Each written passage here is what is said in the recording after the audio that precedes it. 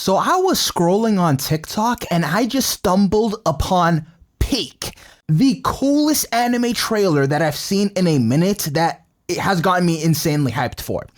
So what I'm about to show you guys is a 4-minute long anime trailer, and it's not even Japanese. You won't believe where this came from. Peru, South America, Peru of all places is dropping heat like this.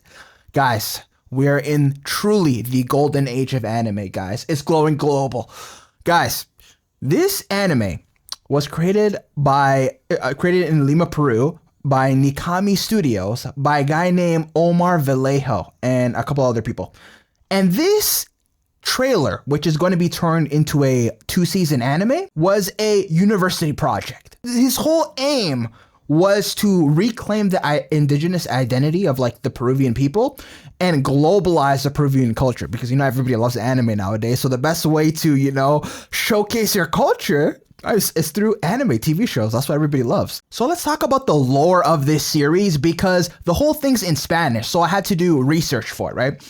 So basically, it takes place in a modern Peru, and the girl's name is Cici, the main character, and she gets pulled into a war between humans and ancient gods. So this whole thing is like a Peruvian fate stay with Peruvian gods. Like, this is crazy. And I you probably have seen the animation by now. The art style animation, it looks like Castlevania. Like, this is heat. So in this modern Peru, all of the ancient Peruvian gods that have been forgotten through time and also colonization are just having a war, and they're all teaming up with their own humans. So this is Peru Fate Stay. And also, let's touch on that colonization part, because during the trailer, you could see a sword going through a Spanish conquistador's helmet.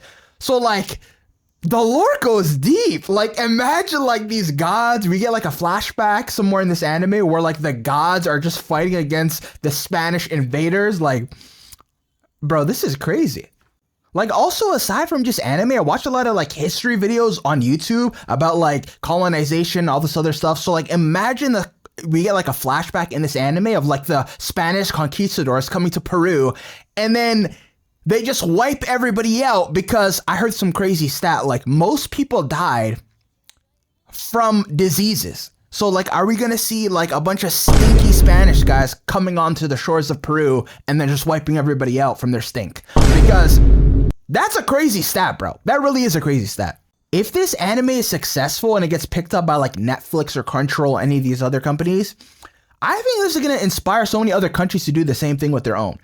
Because when it comes to anime, manga, manhwa, even like donghua, like the Chinese stuff, like it's really mainly focused on their own cultures, and we rarely see like this genre of media tap into like the Middle Eastern countries, Africa, South America. I mean, I think we only have 2 South American series, like this one, and there was Onyx Equinox, but like it didn't get proper funding. The story was all over the place. Like, I really enjoyed it, but even back then, I remember there was a little bit of a backlash from like the typical anime fan community where they're like, why is Crunchyroll investing in this type of show? It's not even anime. It's from South America. It's like South American themed, And it's really disappointing, because we're getting the same stuff every single time, bro. Like, we're getting isekais, medieval fantasy. So seeing a new country, a new culture hop on the wave, like I would love to see a Middle Eastern anime. I mean, we have Magi, but like,